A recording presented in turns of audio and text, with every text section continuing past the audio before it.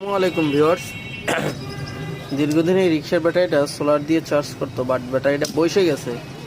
কিন্তু আজকে আমি ট্রাই করে দেখব ব্যাটারিটা চার্জ দিলে ওঠে কিনা। তার জন্য আমাকে এখন যে আমার চার্জারটা রেডি করতে হবে। চার্জারটা লাইন দিচ্ছি। যেহেতু এক ব্যাটারি, সেজন্য আমার 12 ভোল্ট করতে হবে।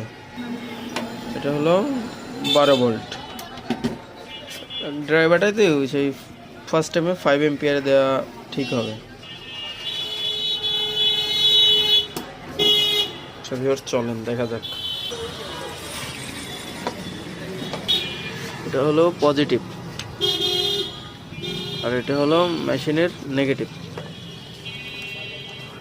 মনে হচ্ছে ব্যাটারিটা ভালো আছে।